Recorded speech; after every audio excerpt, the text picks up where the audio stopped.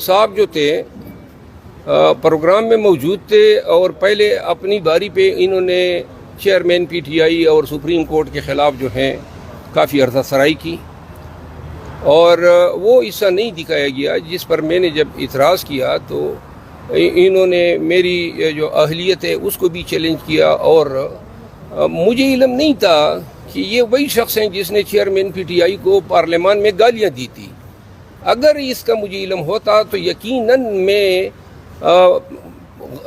programme میں جو ہے اس کی طبیعت ضرور صاف کرتا،